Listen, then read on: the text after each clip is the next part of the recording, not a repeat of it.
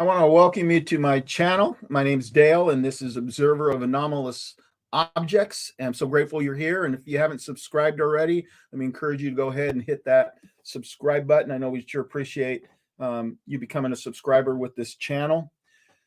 Today, I'm going to talk about why aliens are here. And I want to let you know what kind of sparked that idea for me. It kind of came out of one of the last two weaponized podcasts by Jeremy Corbell and George Knapp. They were talking about the legendary John Lear. And when it comes to John Lear, I mean, he was a paradox in many ways, because he had a lot of crazy stories that not even George Knapp believes. But he also had some great insight and inside information that did check out. But anyway, one of the things that Lear said that kind of got me thinking about all of this is that he believed that 90% of the aliens are hostile. And so they're here with bad intentions. They're not our allies in any way, shape, or form. And so that got me thinking. And I thought to myself, not everybody is looking for disclosure for the same reason. There are some people that want disclosure because they believe that this will enlighten humanity. There are others, though, who believe that disclosure is to make us aware of the threat. And then there are others, of course, that believe that maybe they're just observing us, that we're not quite ready to engage with them yet. We're not quite there. And so today, that's what I want to talk about. I want to talk about, three possibilities. And let me just put in the middle of that is that when I say, they're here to help us, or they're here to hurt us, or they're here to watch us as possibilities, just realize that may be talking about a specific group of aliens and not aliens in general. And so this may be talking about, a specific group of aliens, and maybe one group of aliens will count, and some will fall in category 2, and then again maybe some will fall in category 3. And so we're talking about aliens today. We're talking about why are they here. And so just to begin with, some people believe that they're here to help us.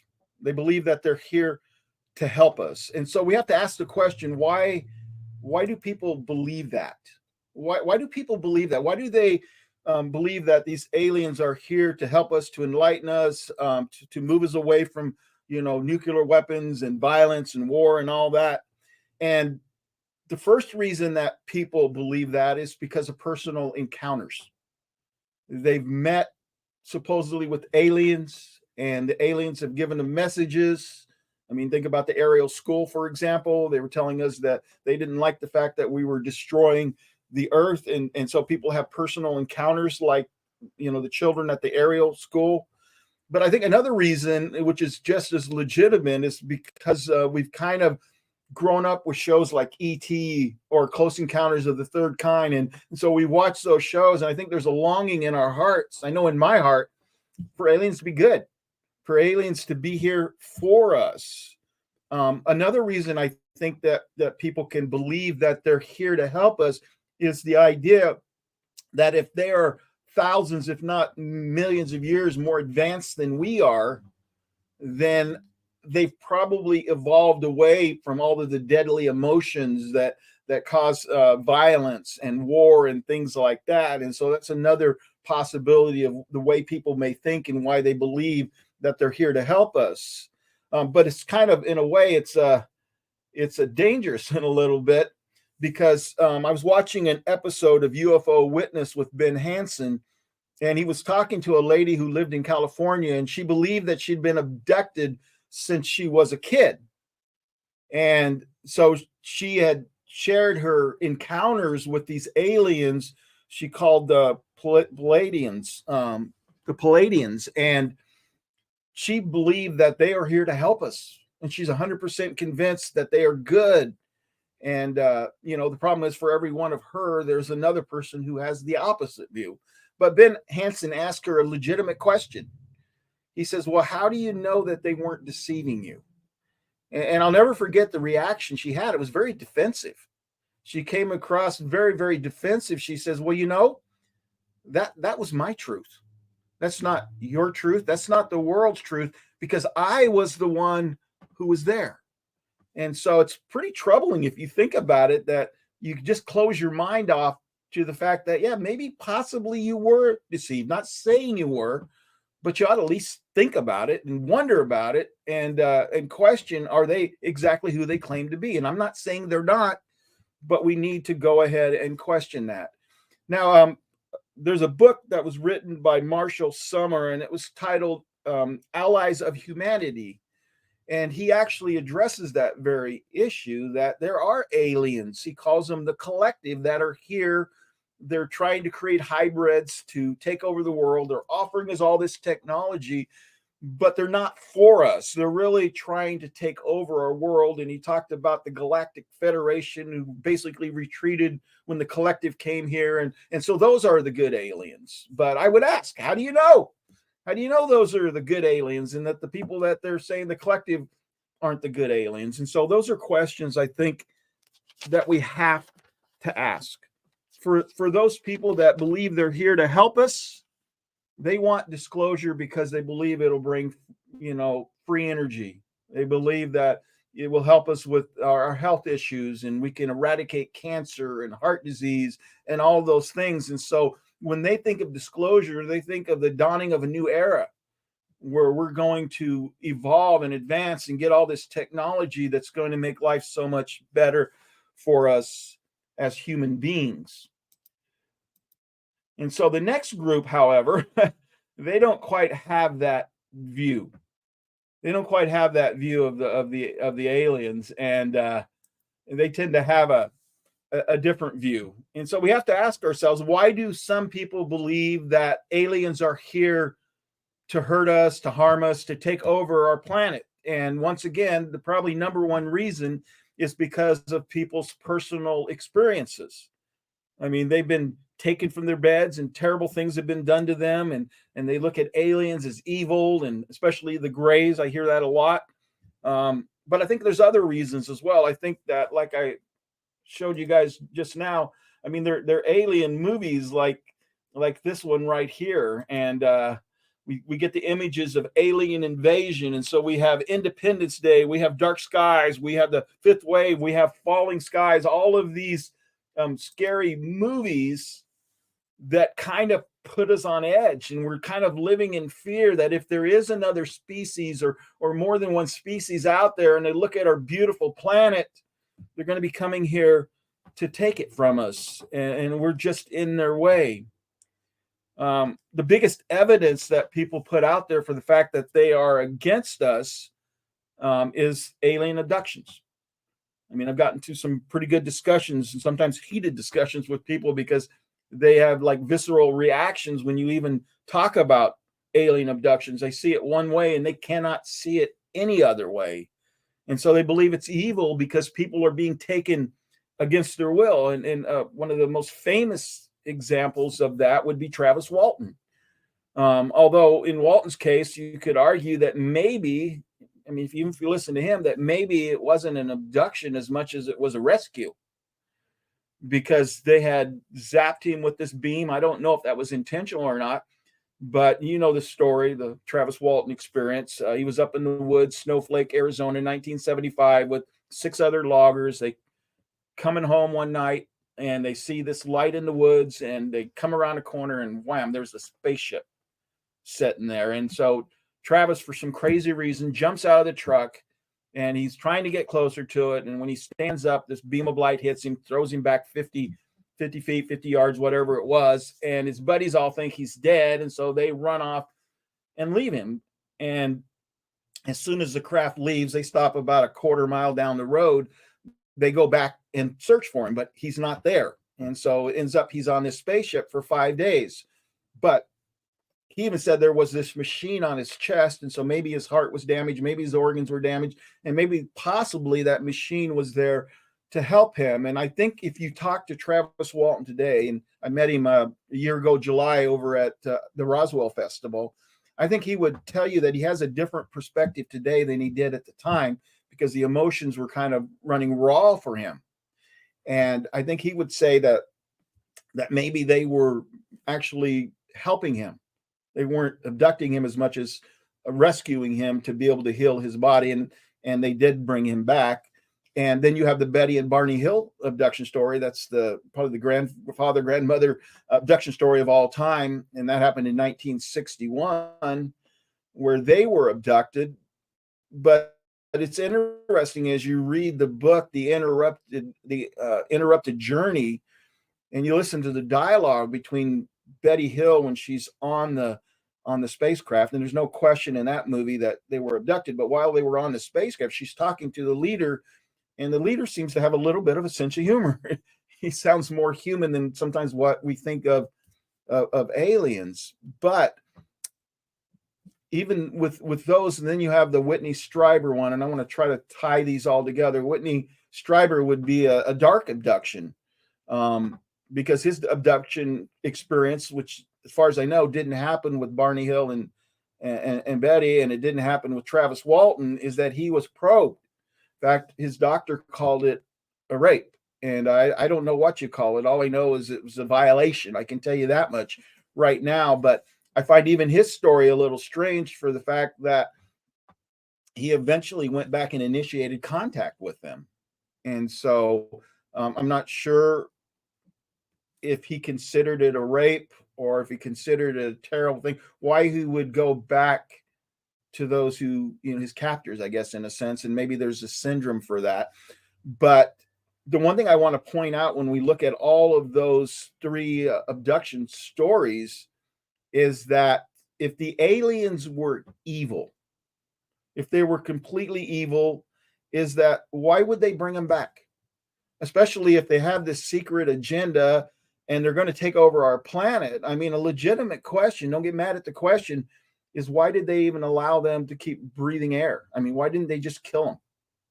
And so that's one of those tough questions that we have to ask. And so I'm not as convinced that they are as malevolent as some people say they are. Now, of course, we know recently in the open hearing that David Grush had mentioned that they were malevolent, but without the context, without knowing exactly what the context was that made them determine that they may be malevolent, there's no way of knowing that for sure. And I don't know if we're ever going to get that context, because I believe that's going to be in a skiff. It's going to be behind closed doors. And I don't know if we'll ever get that information or not.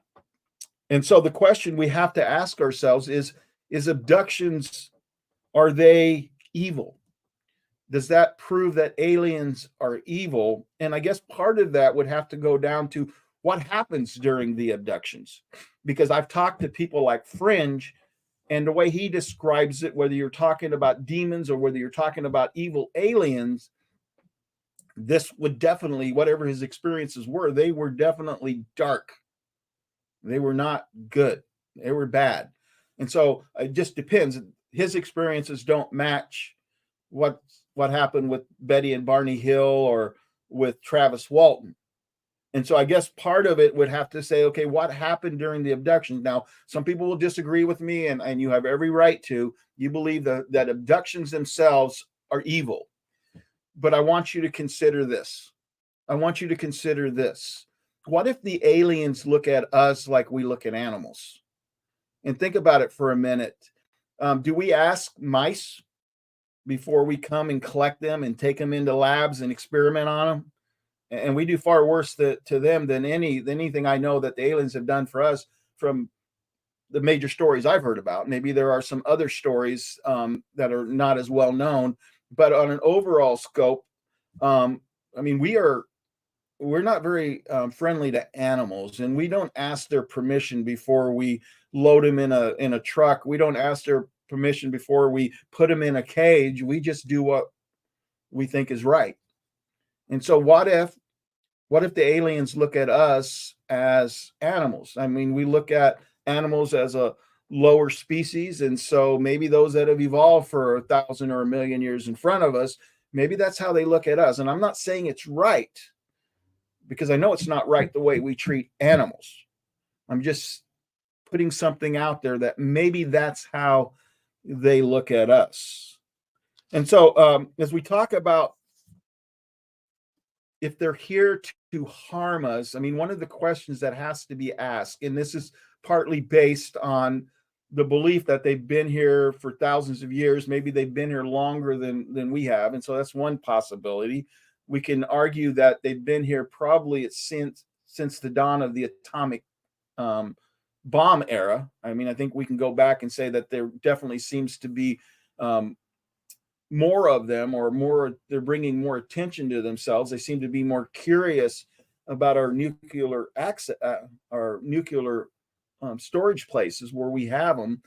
And so we have to ask the question, if they've been here for thousands of years, if they've been here for almost 80 years, whichever way you look at it, if they're here to take our planet, if we are in their way. And so I think a legitimate question is, why haven't they attacked us yet? I mean, is this some kind of sleepy invasion? Is it just, so subtle that we're not noticing it? But there's clearly not been any overt action as far as like wars and stuff like that, where they've taken over the planet. And you think, if it's true that they've been here for thousands of years, I mean, that's plenty of time to have what you call a sleepy invasion. I mean, they could have completely taken over our species if they were doing, hybrid programs. I think by now, if that part's true, but even with 80 years, you think that would be enough time to have taken over the country. So the fact that, or the world, but the fact that we're still here, I think, is an argument against that they're totally evil. At least all the species are not totally evil. Maybe there are some species on our side trying to help us. Maybe, like some people call it, a galactic federation of some kind. And I'm not saying that exists, but I say maybe there's something like that out there. And so the question we have to ask as well is, as when we talk about why they haven't taken our country, I think a legitimate question to ask is, does it have anything to do with our nuclear weapons? And so the big question we have to ask when we look at nuclear weapons is, we know that Roswell is probably the grandfather of all UFO crashes. Some people say Trinity, but I don't know that there's enough evidence to say one way or another if that story's true. But Roswell, the evidence just keeps mounting and mounting. But we can call that maybe the first big UFO crash. But what we have to understand is, it crashed in Corona, but not that far away was the Roswell Army airfield. And what some people may not know is that was the only airfield, or the only squadron, that had nuclear or atomic weapons. They could load them on a plane and drop them. And so that was interesting to think that the big first crash had to do, or at least was close by, an Army airfield that had nuclear weapons. And so then we've heard the other stories, like Maelstrom and Robert Salas, and how they came and they shut down 10 of our Minuteman missiles, just one right after the other. And I don't know if that was a show of force to show us we can shut them all down, but there was clearly an interest there. Some people say a story out of Russia is they actually started the countdown, which would have started World War III, and then eventually they shut it back down. But then we also have Rendlesham Forest. A UFO was spotted there. Somebody saw one flying over the bunkers where our nuclear weapons, warheads, were stored. They weren't even supposed to be there. But they had these beams going down into where they were. And so they have a lot of interest. But the question that I come up with when it comes to nuclear weapons, and I know most people would probably argue that they are our doom, but the question is, are they our doom, or are they our savior? Are they the thing that's going to destroy humanity, or is that the one thing that these aliens, if they're evil, that's giving them pause? And I don't know if that's true or not, but it's a question to think about. Now, the other thing I want to point out as we talk about these aliens, for the people that believe that they're here to hurt us, is the fact that when they look at disclosure, what they want from disclosure is the alarm bells to be rang. It's a call to arms. That's what disclosure is, to prove that these aliens are out there. They're not our friends, and we need to make sure that we are ready for them when they finally do attack. Now I want to move on, and I want to talk about the third possibility. And the third possibility we've talked about, and that is the zoo hypothesis. Some people believe that they are here neither to help us or to hurt us, but we're more like a, a zoo to them.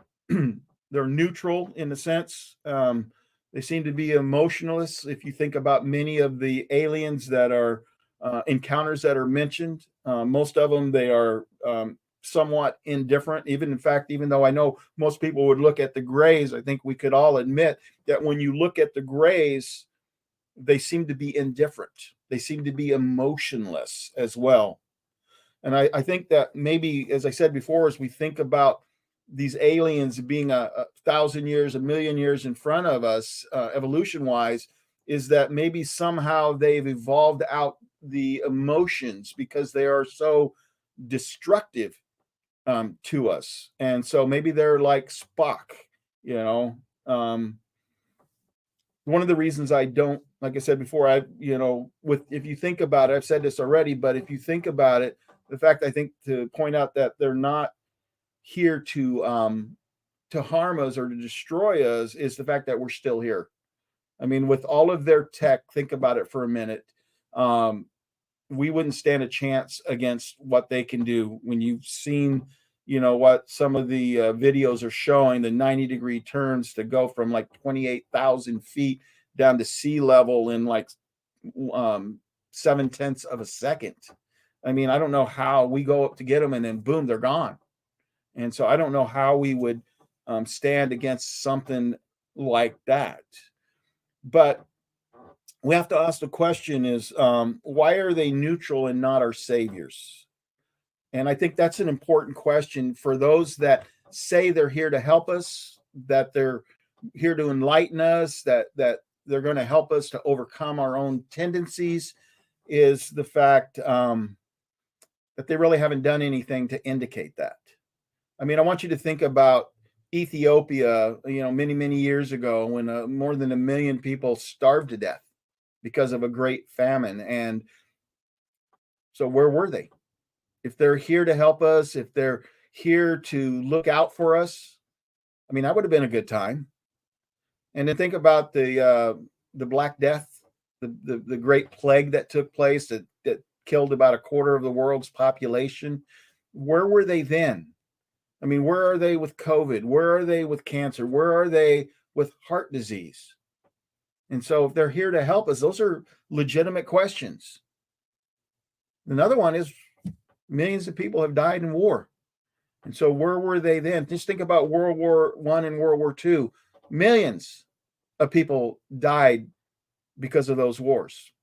And think about Korea and Vietnam and the Gulf War. And even now, especially, look what's going on in the Ukraine with Russia invading them. And so if they're here to help us, you know what? This would be a good time.